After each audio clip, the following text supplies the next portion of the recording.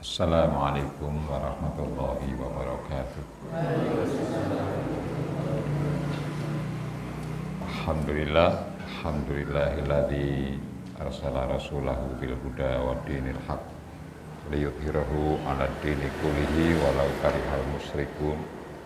Asyhadu an la ilaha illallah wahdahu la syarikalah wa asyhadu anna Muhammadan abduhu wa rasuluh. Allahumma salli wa sallim ala nabiyyina Muhammadin wa ala alihi wa sahbihi ajma'in, amma ba'du. Alhamdulillah, di pagi hari ini kita bersama-sama dipertemukan oleh Allah Subhanahu wa taala. Kita berharap pertemuan kita menjadi bagian dari cara kita memenuhi syarat untuk mendapatkan rahmat Allah Subhanahu wa taala. Salawat dan salam kita sampaikan teruntuk Nabi kita Muhammad sallallahu alaihi wasallam. Salawat ini kita sama-sama ikrarkan sebagai syarat untuk kita mendapatkan syafaat di antaranya dan sebagai penolong kita bersama karena kita tidak mampu mengandalkan amal baik kita untuk memenuhi syarat dimasukkan ke dalam surganya Allah Subhanahu wa taala dan terhindar dari api nerakanya yang sangat luar biasa. Kita sampaikan taqabbalallahu minna wa minkum.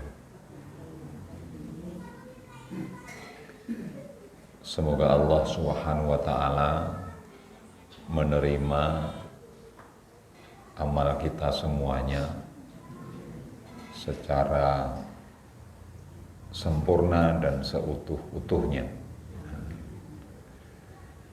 Jamaah yarhamukumullah, pagi hari ini saya akan mengajak kepada diri saya sendiri, kepada teman-teman semuanya tanpa terkecuali untuk mengetahui satu ilmu, satu pengetahuan yang harus kita buru sepanjang waktu kita bersama. Sebelum kita mulai atau kita awali taklim ini dengan satu pertanyaan ringan untuk kita bersama sebagai pembuka mengetahui pembahasan kita bersama. Teman-teman sekalian, Bapak Ibu yarhamukumullah,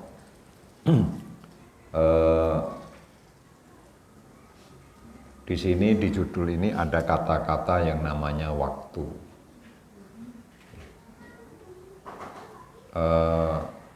Boleh dong saya dikasih tahu waktu itu, kata-kata waktu maksudnya itu sebetulnya bahasa apa? Bahasa Arab atau bahasa Indonesia? Ya, yang setuju bahasa Arab yang mana? Yang setuju bahasa Indonesia yang mana? Ya. Jadi waktu itu adalah bahasa Indonesia yang diserap dari bahasa Arab. Jadi bahasa serapan.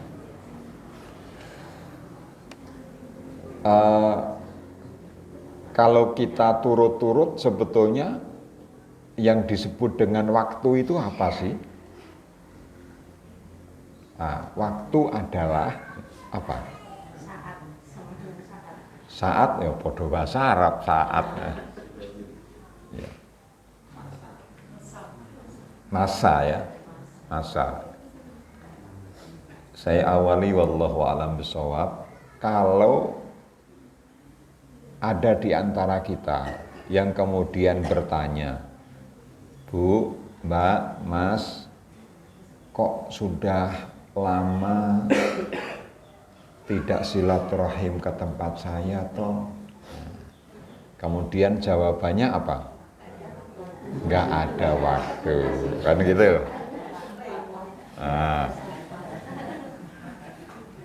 Nah, jamaah sekalian, sebetulnya jadi ungkapan tidak ada waktu itu sebetulnya apa sih?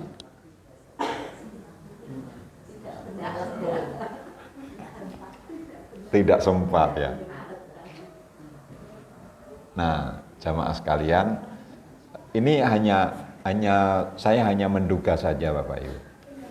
Sebetulnya ungkapan saya tidak punya waktu atau belum punya waktu, itu sebetulnya kita ini kan karena kita ini mempunyai kegiatan yang macam-macam.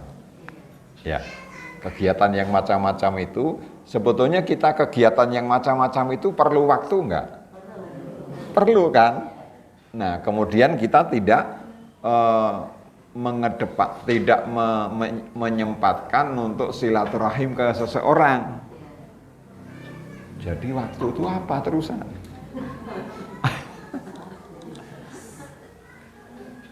Ya, wallahu a'lam bishawab. Kalau di dalam bahasa Arab, Bapak Ibu sekalian, yang namanya waktu itu adalah perpindahan dari kegiatan satu ke kegiatan berikutnya. Ya. Perpindahan dari satu kegiatan ke kegiatan yang berikutnya itu namanya waktu. Nah, berarti jamaah yarhamukumullah, kita ini kan setiap saat kita ini kan kegiatan kita ini silih berganti, berpindah-pindah dari kegiatan satu ke kegiatan berikutnya kan. Itulah waktu. Ya, itulah waktu. Jadi kita bahasakan sekarang saatnya tidur. Sekarang saatnya taklim, gitu kan? Ya, jangan dibalik-balik ini. Sekarang saatnya berjalan dan selanjutnya.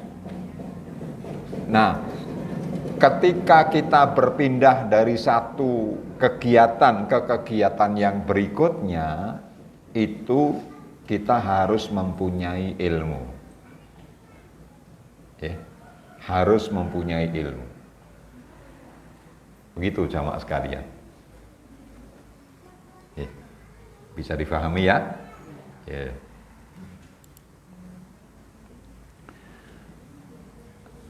Kita bersama-sama kita dasari satu ayat Allah Subhanahu wa taala yang terdapat di dalam surat Muhammad.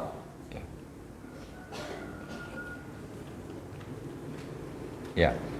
Kalau kita menyebut di dalam salah satu surat Al-Qur'an yang namanya surat Muhammad, kita ini tidak perlu mengatakan surat Muhammad Sallallahu Alaihi Wasallam. Ya, karena memang namanya surat Muhammad. Ya, ayat yang ke-19. A'udzu billahi minasyaitonir rajim. Fa'lam annahu la ilaha illallah. Lanjutan ayatnya nanti kita lengkapi. Ini hanya sebagian ayatnya saja. Ya. Bahasa Indonesianya adalah fa artinya maka, i'lam artinya adalah ilmui.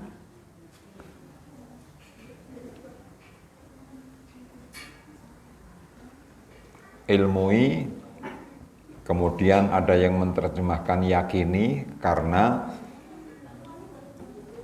maksudnya ilmui di situ adalah sampai kepada tingkat yakin.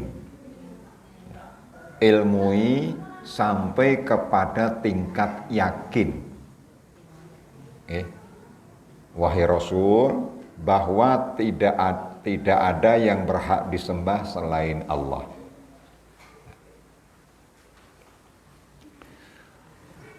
Ya. Jadi berdasarkan ayat ini, jamaah yarhamukumullah, kita harus isi, ya, kita harus isi muatan-muatan setiap kegiatan kita bersama ini, dengan lafadz la ilaha illallah, dengan ilmu la ilaha illallah.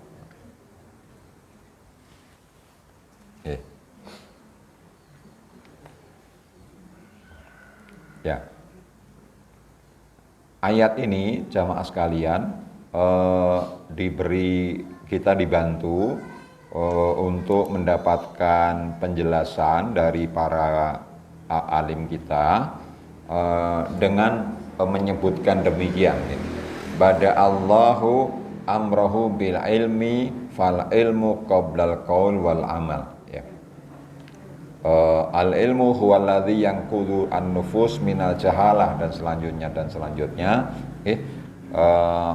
kita berusaha untuk menggantikan dengan bahasa Indonesia, ya. Di dalam ayat ini jamaah yarhamukumullah, Allah memulai perintah kepada Rasul sallallahu alaihi wasallam, ya, dengan kefarduan berilmu. Fa'lam, itu kalimatnya. Fa'lam. Fa'lam itu artinya adalah kamu harus tahu, kamu harus yakin, kamu harus sadar. Itu arti daripada fa'lam. Dari kalimat ini maka menuntut ilmu itu adalah sesuatu yang fardu. Kenapa demikian? Karena pengetahuanlah yang menyelamatkan jiwa dari kebodohan. Pengetahuanlah yang mampu menghindarkan kita tergelincir serta menghindarkan kita kesesatan alam fikir kita bersama. Maksudnya alam fikir kita bersama ini supaya terhindar dari tergelincir, supaya terhindar dari kesesatan, harus dengan sebuah pengetahuan. Bapak Ibu yarhamukumullah, saya yakin jamaah sekalian kita sama-sama sudah menyaksikan, melihat, atau bahkan kita menjadi pelakunya, yaitu pernah tergelincir, pernah tersesat karena kita kurang pengetahuan dalam hal tersebut. Ya. Jamaah sekalian, kita pernah kesasar alamat. Kenapa kok kesasar alamat? Karena tidak tahu. Ya.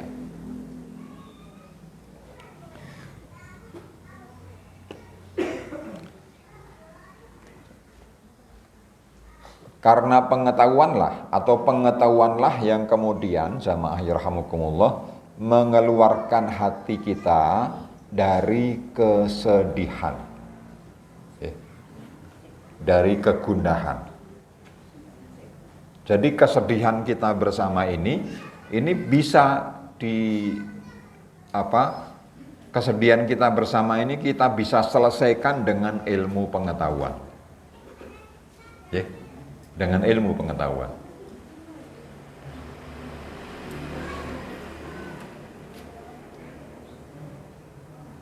Ya, pernah mendengar seseorang, entah itu laki-laki, entah itu perempuan, yang kemudian patah hati, hatinya patah maksudnya. Hatinya patah karena tidak jadi menikah sesuai dengan yang diinginkan, kemudian tidak mau menikah selamanya. Pernah? Kenapa demikian? Karena dia kurang pengetahuan. Ya, kurang pengetahuan.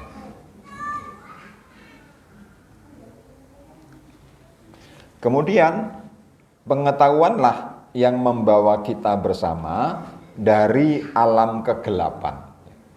Dari kita gelap terhadap segala sesuatu menuju sesuatu yang terang dan membimbing kita ke jalan yang lurus. Itu semuanya adalah dengan pengetahuan. Ya. Sehingga jamaah yarhamukumullah, fal ilmu yang dinamakan ilmu adalah aslun likulli amalin sholih. Al ilmu aslun likulli khairin wa hudan wa istiqamatin wa sa'adatin.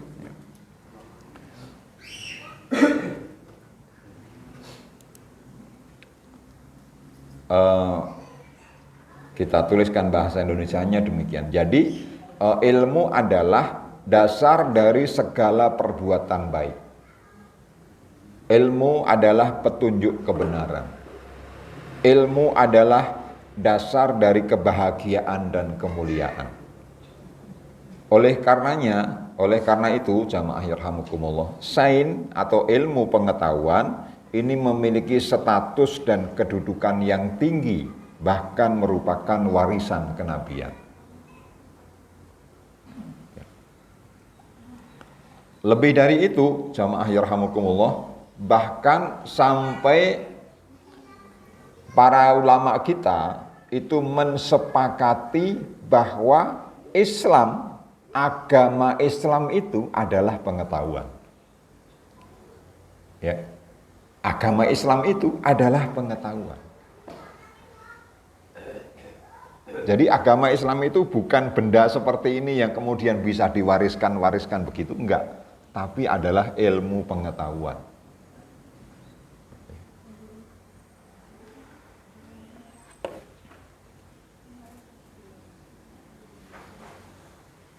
Ya. Maka jamaah yarhamukumullah,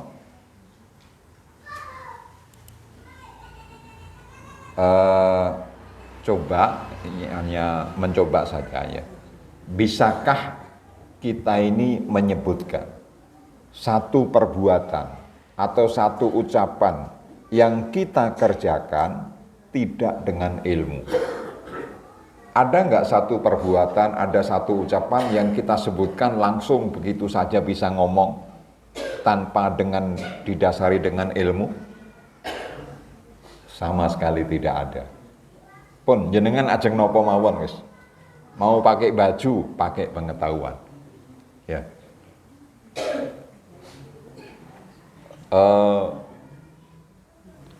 Teman-teman sekalian, pertanyaan sederhana. Kalau kita turun dari kendaraan umum, turun dari bis misalnya, kaki mana yang kita dahulukan?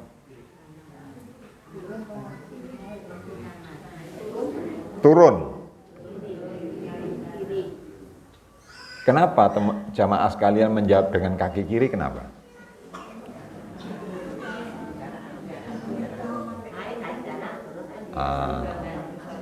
Itu kan sebuah pengetahuan. Ya, sebuah pengetahuan. Ya. Kalau turunnya dengan kaki kanan dulu, kemungkinan jatuh. Kemungkinan jatuh. Itu adalah sebuah pengetahuan. Ya. Bahkan jamaah yarhamukumullah, anak bayi ini sekalipun dalam menyusu ibunya, Allah Subhanahu wa taala sudah sertakan ilmu di dalam bayi tersebut. Yaitu ilmu yang namanya ilmu ghorizah. Ghorizah itu bahasa kitanya kemudian naluri, bahasa kitanya namanya insting. Itu sudah Allah berikan pengetahuan. Nah, kalau gitu bayi itu mendapatkan pengetahuan lewat apa? Mendapatkan pengetahuan dari Allah lewat apa? Lewat wahyu yang namanya insting. lewat wahyu yang namanya naluri. Gitu sama sekalian. Oke.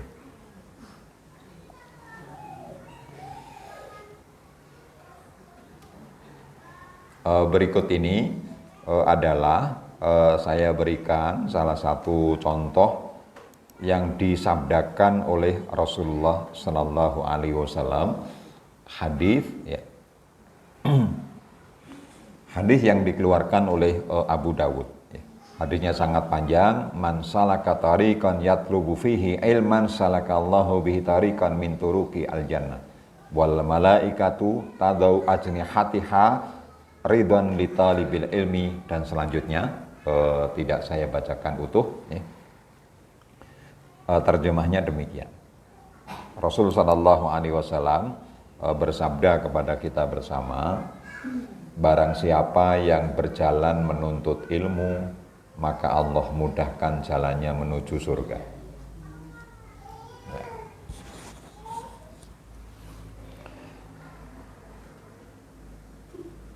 Ya.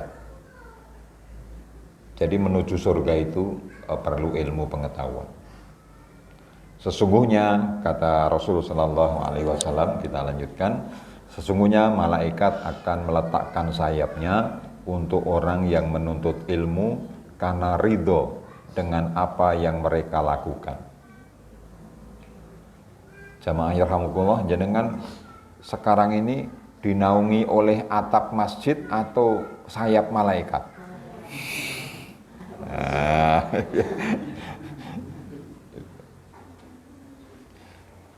Nah, apakah kemudian atap masjid ini kemudian sudah tidak diperlukan lagi karena sudah dinaungi oleh sayap malaikat? Tetap diperlukan ya. Saya nggak butuh atap ini sudah dinaungi oleh sayap malaikat. Tidak demikian. Kenapa kok tidak demikian? Karena jamaah yarhamukumullah, malaikat itu terbuat dari cahaya. Terbuat dari cahaya. Jadi kalau terbuat dari cahaya, untuk melindungi kita dari terik matahari bisa nggak? Nggak bisa, karena tembus.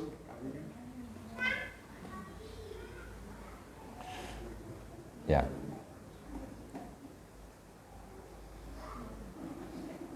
Dan sesungguhnya seorang yang mengajarkan kebaikan akan dimohonkan ampun oleh makhluk yang ada di langit maupun di bumi, hingga ikan yang berada di air.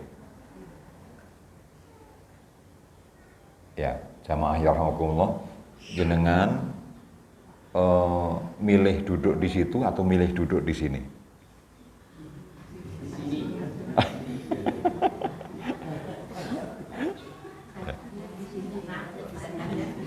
Ya.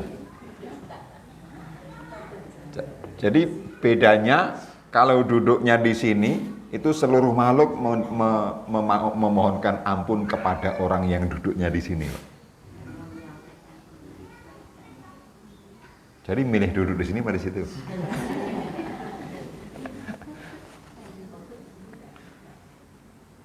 Nah, begini jamaah sekalian. Jadi jamaah sekalian, yang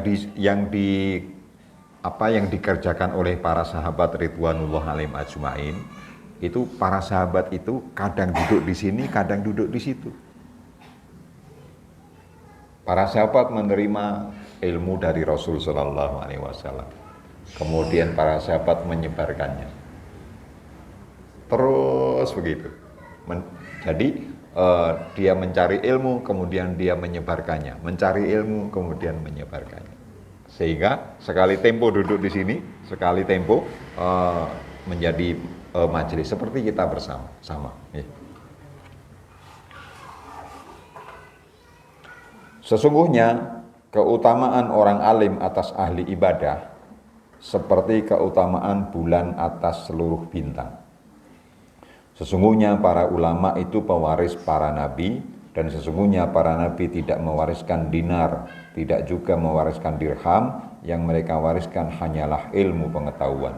Dan barang siapa yang mengambil ilmu itu, maka sungguh ia telah mendapatkan bagian yang paling banyak. Begitu sabda Nabi Sallallahu Alaihi Wasallam. Sangat luar biasa.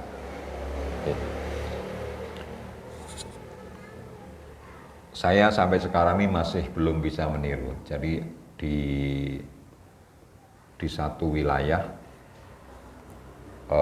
saya pernah dengar cerita di seberang pasar Japunan Mertoyudan itu ada satu kos-kosan yang ngekos itu orang Belanda. Yang punya kosnya sampai bingung. Bukan bingung nggak bayar atau bayarnya banyak, bukan. Akan tetapi dia tidak pernah mendapatkan melihat orang tersebut kecuali pasti sedang membaca. Pokoknya baca seperti nggak ada kesempatan yang lain untuk kegiatan lainnya, tetap kegiatan. Tapi begitu selesai dia baca, selalu baca.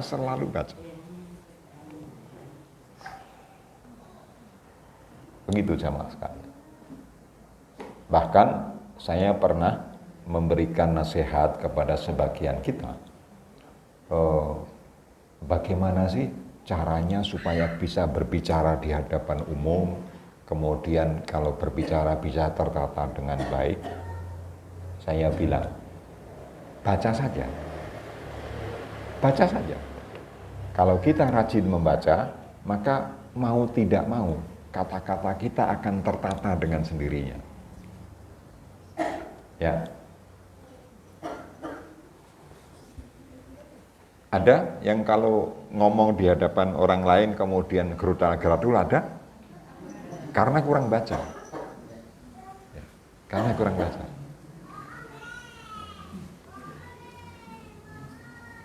Ya. Baik, kita lanjutkan. Ya. Wa awwalul ilmi wa ulahu wa aujabahu wa afradahu wa ahammahu wa ajallahu. Ya. Yang ini saya belum terjemahkan. Dan di antara ilmu yang ada, ilmu yang paling awal, ilmu yang paling utama, ilmu yang paling wajib, ilmu yang paling fardu, ilmu yang paling penting, ilmu yang harus dipentingkan, gitu kalau terjemahannya itu. Wa awalul ilmi ulahu aujabahu afradahu ahamahu wa ajalahu. Wes pokoknya penting bingit lah gitu. Intinya begitu ya. Yaitu huwa al ilmu bi rabbikal karim. Ilmu yang paling utama, ilmu yang paling wajib, ilmu yang paling fardu, ilmu yang paling penting dan harus dipentingkan adalah mengilmui, mengetahui, mempelajari tentang Rabbikal Karim, yaitu tentang Allah Subhanahu wa Ta'ala, Zat yang Maha Mulia. Alladzi khalaqaka fasawwaka fa'adalak. Dialah Allah Subhanahu wa Ta'ala yang telah menciptakanmu dan kemudian menjadikan kalian mempunyai kehidupan. Surat Al-Infitar ayat 6, 7, dan 8. Ayatnya sudah saya terjemahkan. Komplit dari terjemahannya adalah, wahai manusia yang mengingkari kebangkitan, apa yang membuatmu tertipu terhadap Rabb yang Maha Pemurah, pemilik kebaikan melimpah, yang berbakti, yang berhak ditaati dan disyukuri. Bukankah Dia yang telah menciptakanmu dan membaguskan penciptaanmu, lalu Dia menyempurnakannya dan menyusun tubuhmu untuk menunaikan tugas-tugasmu. Dia Maha Kuasa untuk menciptakan kalian dalam bentuk apapun yang Dia kehendaki. Ya ayyuhal insan ma gharraka bi rabbikal karim alladzi khalaqaka fasawwaka fa'adalak fi ayyi suratin ma syaa rakab. Surat Al-Infitar ayat 6, 7, dan 8. Ya. Baik, jamaah sekalian, kembali kepada surat Muhammad tadi. Tadi sudah saya sampaikan, yang tadi hanya fa'lam annahu la ilaha illallah. Kemudian lengkap daripada ayat ini adalah wastaghfir li dzambika walil mu'minina wal mu'minat wallahu ya'lamu taqallabakum wa mathwaakum.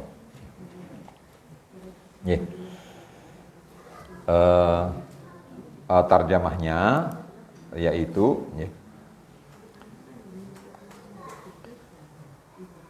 maka ilmui dan yakini wahai Rasul bahwa tidak ada yang berhak disembah selain Allah.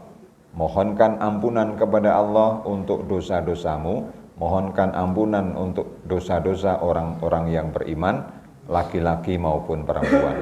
Allah mengetahui tingkah laku kalian pada siang hari dan tempat tinggal kalian di malam hari. Tidak ada sesuatu pun bagi Allah yang luput.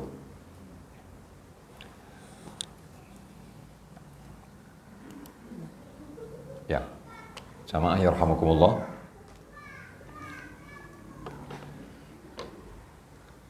Ayat inilah yang selama ini dijadikan sebagai dalil saudara-saudara kita yang melaksanakan kegiatan yang namanya tahlilan. Ayat ini. Jadi jamaah sekalian, tentu saya awali wallahu a'lam bishawab. Kita hormati saudara-saudara kita yang mengadakan tahlilan. Kita hormati yang selalu melafadzkan di dalam kalimat tahlilan itu fa'lam annahu la ilaha illallah, la ilaha illallah. Itu adalah mengutip ayat ini.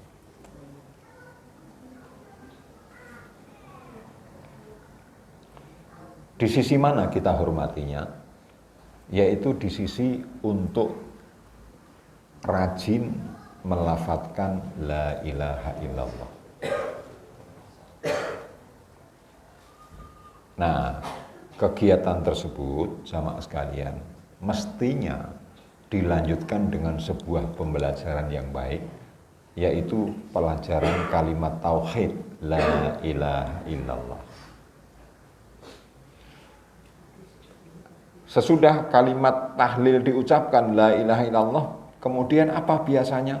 Biasanya kemudian memohon ampun, memintakan ampun kepada Allah Subhanahu wa ta'ala untuk orang-orang yang beriman,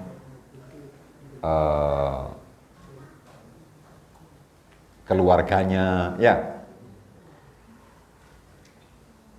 Itulah yang dijadikan sebagai dalil. Maka jamaah yarhamukumullah, saya tidak bermaksud apa-apa di sini, ya. Semuanya perlu dipelajari dengan sebaik-baiknya. Yang berkegiatan mengadakan kegiatan tahlilan, ya, ini harus dibarengi dengan pengetahuan-pengetahuan yang istimewa. Kemudian juga harus disertai dengan pengetahuan bagaimana caranya untuk memintakan ampun kepada Allah terhadap saudara-saudara kita sesama orang yang beriman berdasarkan hadis-hadis Rasul Sallallahu Alaihi Wasallam. Adapun kemudian yang dilakukan saudara kita yang kemudian belum berdasarkan kepada hadis yang baik, maksudnya hadis yang tepat penggunaannya, maka perlu sama-sama kita sampaikan sebagai tawasobil haq dan tawasobil sabr. Saya hanya ingin mengajak jangan menampakkan kebencian terlebih dahulu antara satu dengan yang lainnya, ya.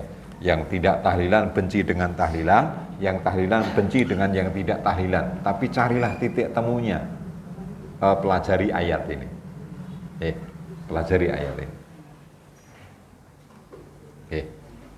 Nah, jamaah yarhamukumullah.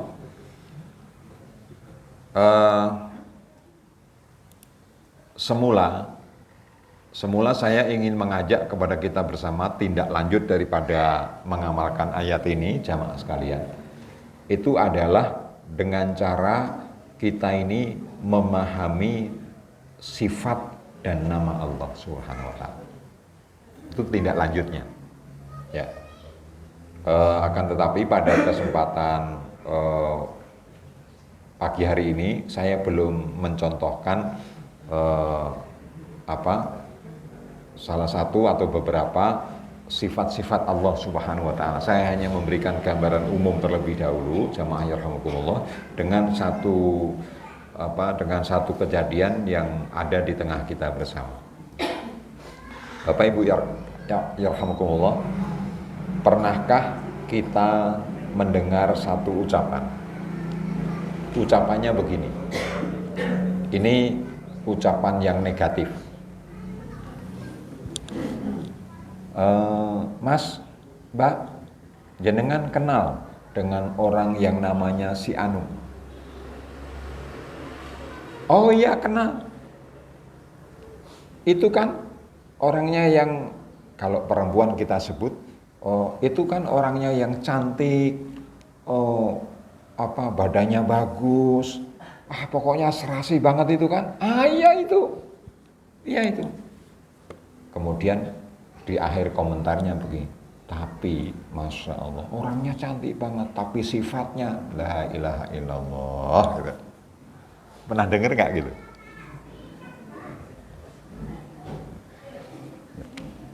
Orangnya ganteng, gede, luar biasa, bagus sekali, tapi kelakuannya Masya Allah gitu. Pernah?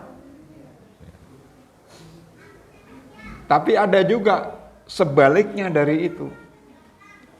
Sampai kita ini menyebutkannya itu amit-amit. Menyebutkannya itu sampai bilang amit-amit. Nyuwun pangapunten, amit-amit. Nika lho, piyantu nika sing tangane rada. Misalnya segitu. Tapi akhlaknya Masya Allah. Sifatnya Masya Allah luar biasa. Pernah dengar ucapan seperti itu? Nah, jamaah sekalian, betapa pentingnya cinta kita kepada seseorang itu disertai dengan sifat-sifat yang mulia. Dengan sifat-sifat yang mulia itu akan menjadi dasar cinta yang tumbuh dari mana saja secara luar biasa. Nah, dalam hal ini jamaah yarhamukumullah, itu kan kalau seseorang kita lihat wujudnya. Nah, sekarang kepada Allah Subhanahu wa taala. Allah Subhanahu wa taala tidak bisa kita lihat sama-sama. Sama-sama kita tidak bisa lihat. Maka yang bisa kita pelajari adalah sifat-sifatnya. Nah, jamaah yarhamukumullah, untuk kalimat fa'lam annahu la ilaha illallah ini, jamaah sekalian, ini sudah diawali dan ini kehendak Allah semata. Sudah diawali oleh orang-orang pilihan, oleh orang-orang tertentu, yaitu para nabi dan para rasul. Adapun Allah Subhanahu wa taala tidak memilih nabi dan rasul dari anggota DKD. Ya. Itu kehendak Allah Subhanahu wa taala. Kita tidak tahu. Kita tidak tahu. Husnudzon saya, perhitungan saya, kalau jenengan jadi nabi atau rasul mboten kiat. Ya. Tidak kuat. Nah, coba sekarang contoh saja. Ini hanya contoh loh Pak. Saestu cuma contoh. Sekarang ini orang Amerika yang perang sama Iran, itu orang kafir apa orang muslim? Orang kafir kan? Orang kafir. Jenengan berani nggak bilang kepada orang Amerika itu, kul ya ayyuhal kafirun? Nggak berani kan? Nggak berani. Wong presiden kita aja malah membela kok. Nggak berani. Kalau Rasul Shallallahu Alaihi Wasallam diangkat menjadi nabi dan rasul, depannya itu ada Abu Lahab, ada Abu Jahal, ada yang lainnya, bilang, wahai orang-orang kafir, bilang. Berani gak mas? Gak berani kan? Makanya wajar kalau gak jadi nabi dan jadi rasul. Sangat berat. Sangat berat.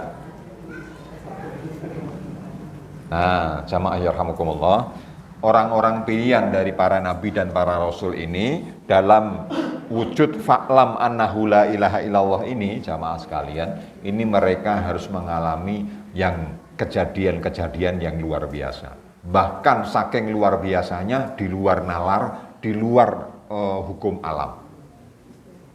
Dan itu harus kuat. Ya, dan itu harus kuat. Mentalnya harus kuat luar biasa, lebih kuat daripada baja. Nah, jamaah yarhamukumullah, orang-orang tertentu ini untuk menerapkan fa'lam annahu la ilaha illallah ini, jamaah sekalian, para nabi dan para rasul itu diantaranya harus melalui ilmu, dan ilmu tersebut adalah yang wujudnya ilmu wahyu. Ya. Ilmu tersebut wujudnya adalah ilmu yang namanya wahyu. Begitu.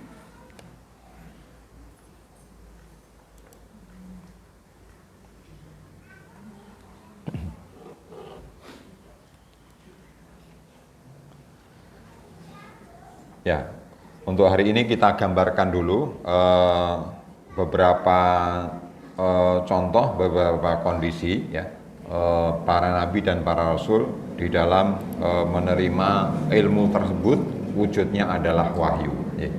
Secara garis besar saja, ya, jamaah sekalian, Imam As-Suyuti menyebutkan, menjelaskan kepada kita bersama ada 5 gambaran mengenai proses penerimaan wahyu dari Allah kepada para nabi dan rasul. Dan menerima wahyu itu tidak mudah. Tidak mudah. Di antaranya, jamaah sekalian, pertama, malaikat, dalam hal ini Jibril alaihissalam, mendatangi Nabi Muhammad SAW serupa dengan lonceng.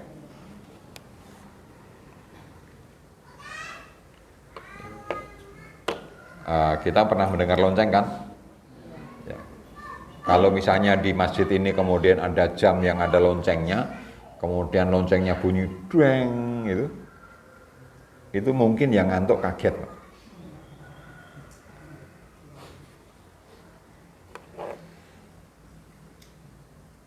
Seperti apa gambaran lonceng ini? Imam Bukhari meriwayatkan dari Aisyah radhiyallahu anha bahwa Harits bin Hisham bertanya kepada Nabi Muhammad SAW tentang bagaimana keadaan pada saat wahyu diterima oleh beliau Nabi Muhammad SAW. Kemudian Nabi SAW memberikan jawabannya demikian, ahyanan ya'tini mithla salsalatin carasi wa huwa asyadu alayya. Dan selanjutnya fayuk domu anni waqat wa'i itu anhu maqala wa auhayna wa ahyanan yatamatsalu li al malaku wa rajulan fayukallimuni fa'i ma yaqul. Ya.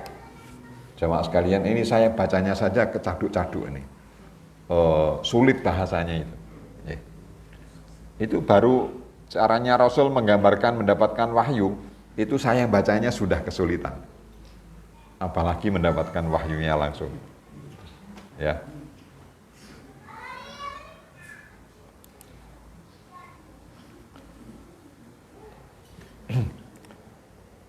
Nabi Shallallahu Alaihi Wasallam memberikan keterangannya, ini saya singkatkan ya. Dalam satu waktu, malaikat mendatangiku serupa dengan suara lonceng. Kita sulit menggambarkannya. Malaikat datang bersuara seperti suara lonceng. Tapi kita jelaskan beberapa hal. Itu adalah keadaan terberat bagiku. Jadi ketika malaikat kemudian menyampaikan wahyunya datang dengan suara seperti suara lonceng, itu sangat berat bagiku, kata Rasul Sallallahu Alaihi Wasallam. Ya. Hal itu lalu selesai dan aku telah memahami apa yang ia ungkapkan. Ya, sebelum saya lanjutkan, jamaah sekalian, kita sedikit tambahkan pengetahuan kepada kita bersama. Wahyu, wahyu itu bahasa apa? Bahasa Arab. Bahasa Indonesianya apa?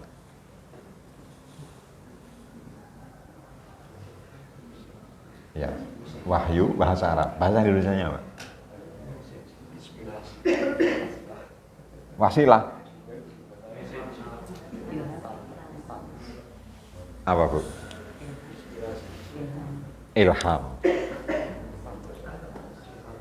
Nah. Ya, ini mohon maaf ya. Saya kadang-kadang mengungkap hal-hal yang sangat sederhana sekali untuk kemudian kita ketahui bersama-sama.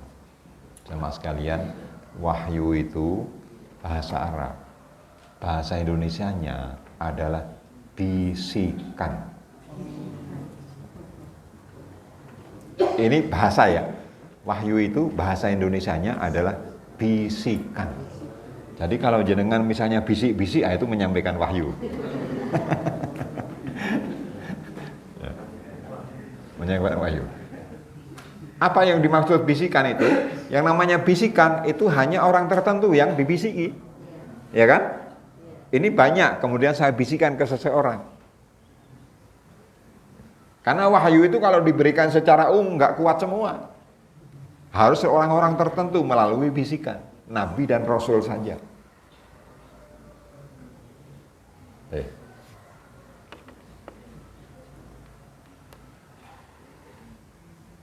Dan dalam satu waktu, malaikat mendatangiku serupa dengan laki-laki, seperti manusia biasa. Ia mengajakku bicara, lalu aku faham dengan apa yang ia katakan. Jadi jamaah yarhamukumullah, saya sendiri juga sulit menggambarkannya, tapi kita berusaha untuk memahaminya. Jamaah sekalian, jenengan pernah punya kegiatan pesan berantai? Pernah ya? Dari sini awalnya mengucapkannya adalah nasi goreng bumbu rendang. Sampai ke pojok sana jadinya apa? Sudah berbeda. Sudah berbeda. Nah, itu kan melalui bisikan-bisikan. Ini bisikan begitu. Ya. Nah, jamaah sekalian, jadi kejadian wahyu ini, malaikat mengatakan sesuatu, Nabi langsung faham. Itu kalau nggak manusia pilihan nggak bisa, Pak. Kalau nggak cerdas banget nggak bisa. Nggak bisa. Maka nggak ada Nabi yang dari Indonesia, nggak ada, Pak. Nggak ada.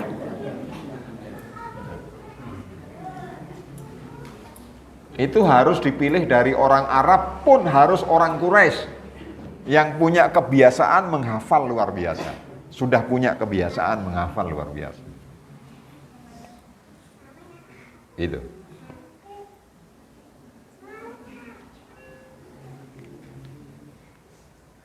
Ya. Terkait dengan yang dijelaskan dalam hadis ini, jamaah sekalian, bahwa suara lonceng tersebut adalah suara kepak sayap malaikat. Ya, kepak sayap malaikat itu kalau ngepakkan itu suaranya seperti lonceng, dueng, gitu ya. Ya, bunyinya tidak dueng. Saya nggak tahu, karena yang dengar hanya Rasul Shallallahu Alaihi Wasallam. Ini hanya gambaran seperti lonceng saja. Ya.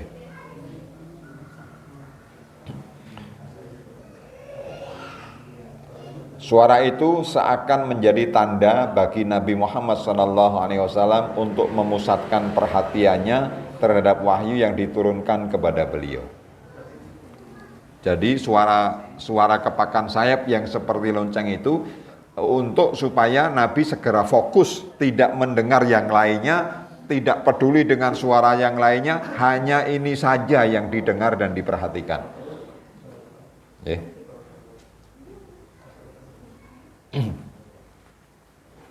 Saya tidak bisa menjelaskan lebih dari ini, yaitu suara loncengnya seperti apa seperti seng, seperti saya nggak bisa. Hanya Allah yang tahu, kemudian Rasul SAW yang mendengar sendiri dan Rasul merasa berat. Dan ini adalah salah satu di antara cara kita bukti beriman kepada Nabi. Bukti beriman kepada para Nabi, bukti beriman kepada para Rasul. Di dalam rukun iman tersebut.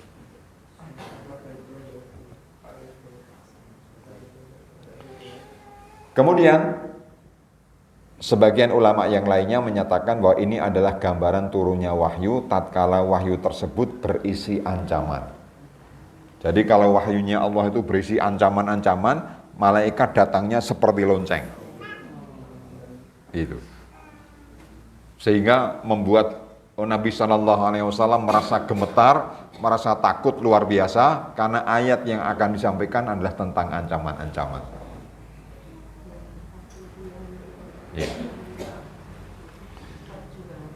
Ya, bisa difahami? Ya, saya tes dulu, saya masih kelihatan.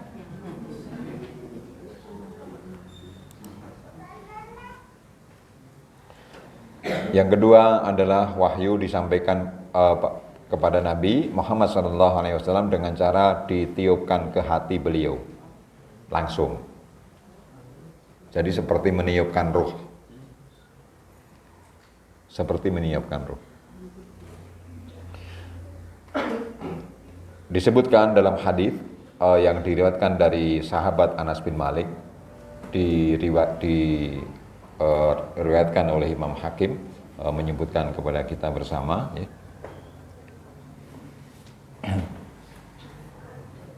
Ini adalah wahyu yang Allah sampaikan melalui tiupan, ya, melalui tiupan. Ya, bunyi hadisnya demikian, hadis dikeluarkan oleh Imam Hakim. Inna ruhal kudusi nafatha fi rawai annahu lan tamuta nafsun hatta tastakmila rizquha wa ajaluha. Rasul SAW bersabda demikian, sesungguhnya malaikat Jibril membisikkan. Nah, jadi wahyu tadi artinya bisikan, ya, membisikkan, memberikan wahyu.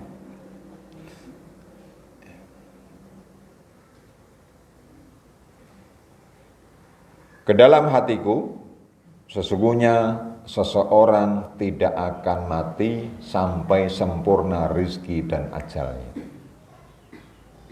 Itu ketetapan Allah Subhanahu wa taala yang disampaikan oleh Rasulullah sallallahu alaihi wasallam.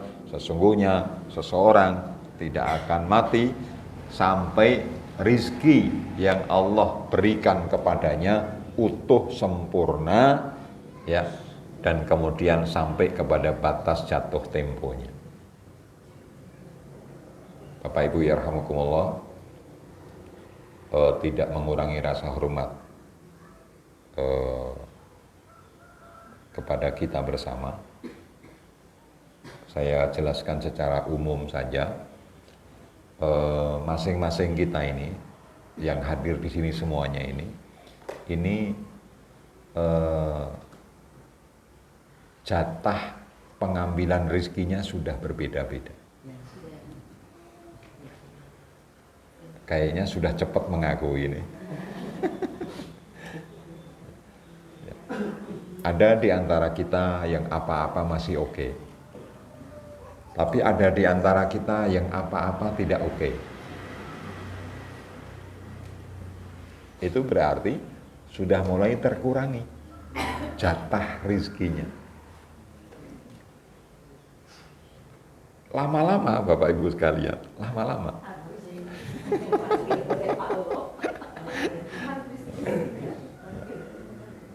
Lama-lama itu kita hanya mampu seteguk air.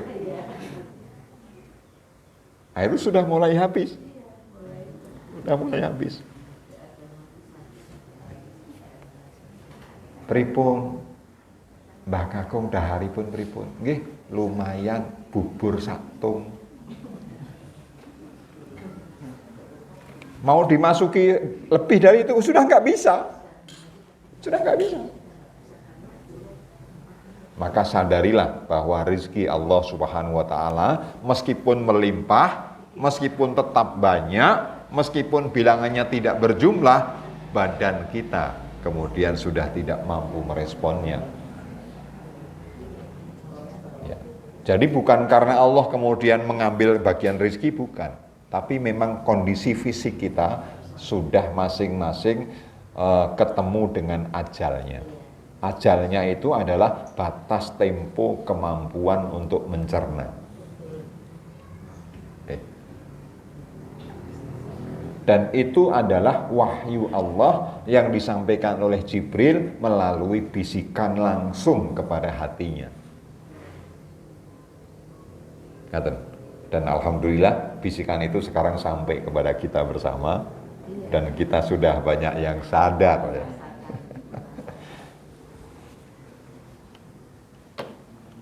Ya. Saya targetkan harus selesai ini sampai 5 ini. Ketiga adalah malaikat mendatangi Nabi Muhammad SAW dalam bentuk sosok manusia. Ya. Lalu ia mengajak beliau bercakap-cakap. Saya tidak sebutkan contohnya jenengan bisa ingat-ingat hadis tentang Jibril yang kemudian bercakap-cakap dengan Nabi Muhammad SAW dan ucapan Jibril itu didengar oleh para sahabat. Jadi dengar, wujudnya juga dilihat, kalimatnya, susunan kalimatnya juga didengar oleh para sahabat. Jadi tahu persis, ya, tahu persis. Dikenal dengan hadis Jibril namanya, yaitu menyampaikan tentang rukun iman, rukun Islam dan ihsan. Hadisnya cukup panjang. Kemudian keempat adalah malaikat mendatangi Nabi SAW tatkala Nabi tidur. Ya. Jadi dalam keadaan tidur itu wahyu dibisikkan. Ya, wahyu dibisikkan. Di antara contohnya adalah termasuk ayat yang diturunkan dalam keadaan seperti ini, yaitu Rasul dalam keadaan tidur. Menurut sebagian ulama, di antaranya adalah surat Al-Kautsar, turunnya surat Al-Kautsar. Turunnya surat Al-Kautsar. Ini hadisnya. Jadi kalau saya misalnya perhatikan sebagian jamaah itu kemudian tidur sejenak ketika taklim ini, jangan-jangan mau dapat wahyu.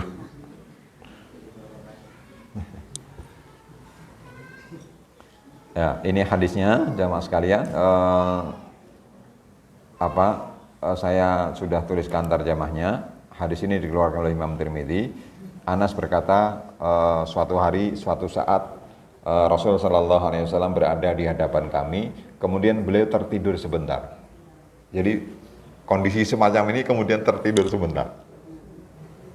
Ya, itu memang ditidurkan oleh Allah karena ingin disampaikan wahyu. Ya. Kemudian terjaga, kemudian mengangkat kepalanya sembari tersenyum. Jenengan silahkan bayangkan, sekarang saya dalam keadaan sedang berbicara di sini, saya kemudian tiba-tiba males. Habis males kemudian saya,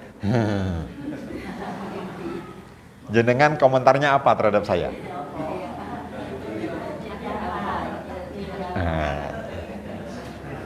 Kayak iki nopo, kan gitu.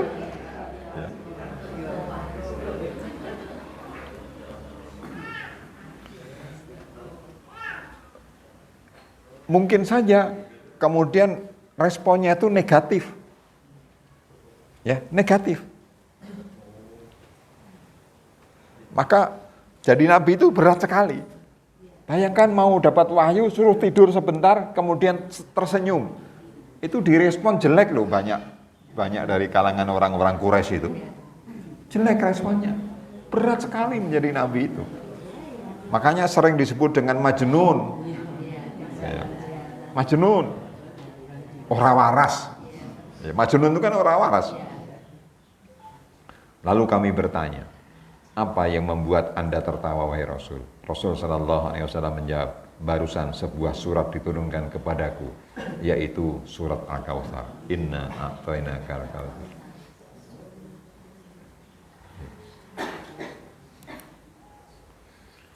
Kelima adalah Allah Subhanahu wa taala berbicara langsung kepada Nabi Muhammad sallallahu alaihi wasallam baik di alam nyata sebagaimana dalam hadis yang menerangkan Isra Mi'raj atau dalam alam mimpi.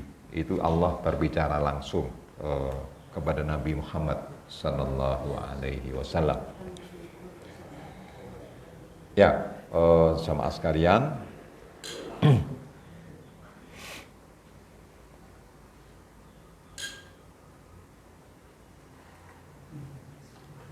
yang dimaksud dengan Allah berbicara langsung ini, Allah berbicara langsung, Allah Subhanahu wa taala memberitahu kepada kita berbagai cara dia menurunkan wahyu kepada para rasulnya. Salah satunya adalah dengan berbicara dari balik tabir. Ya.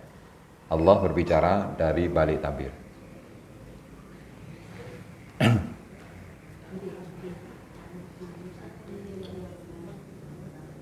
Jamaah sekalian, gambaran sederhana, jenengan masih ingat peristiwa Isra Mi'raj kan? Kalau Isra artinya apa?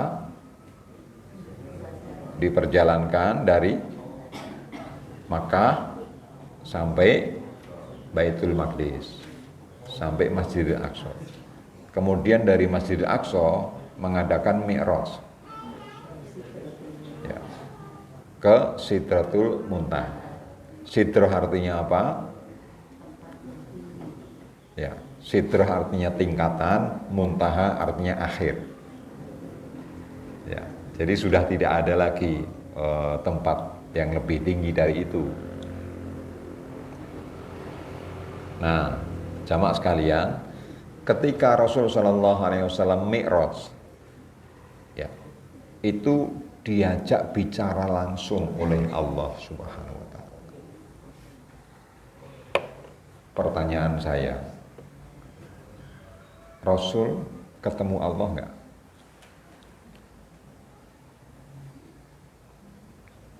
Rasul ketemu Allah.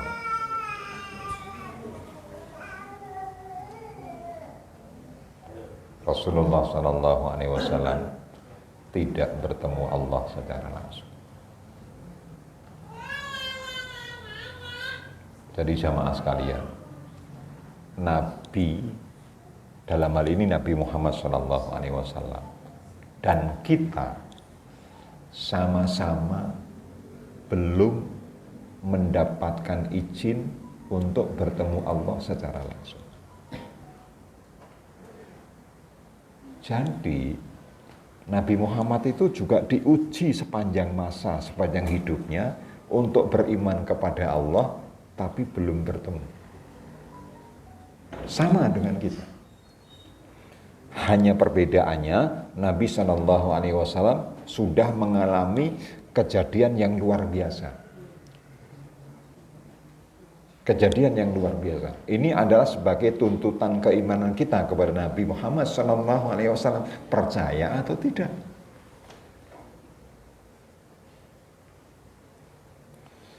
Ketika Rasulullah SAW ditanya, wahai Rasul, apakah engkau bertemu kepada Allah Subhanahu wa taala? Kata Rasulullah SAW, bagaimana saya bisa bertemu? Saya tidak bisa bertemu. Kenapa? Karena Allah Subhanahu wa taala mentabiri dirinya, menutupi dirinya, ya, menutupi dirinya dengan tabir yang takbir itu saya tidak bisa menembusnya. Jadi kejadiannya sangat luar biasa. Nah, apa takbirnya? Ada di dalam surat An-Nur. Takbirnya adalah cahaya. Takbirnya adalah cahaya. Untuk kita memahami lebih mudah, jamaah sekalian, jenengan ketika kita bersama, ketika melihat matahari dalam keadaan yang sudah komplit sempurna terik, itu kita tidak bisa melihat matahari.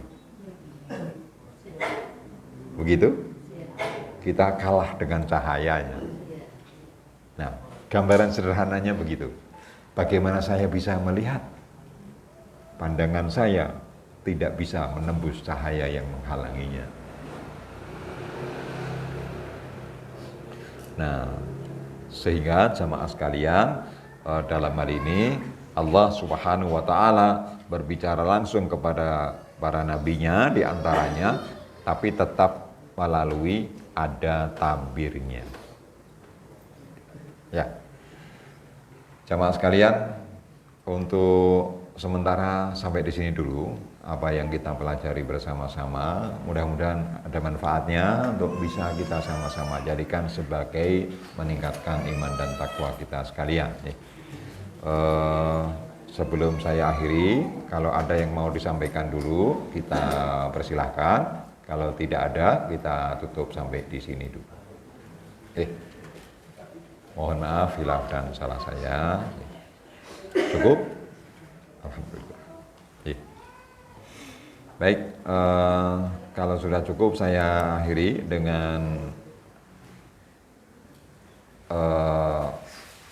lafadz billahi taufik ila aqwamit thariq ihdinas siratal mustaqim. Assalamualaikum warahmatullahi wabarakatuh.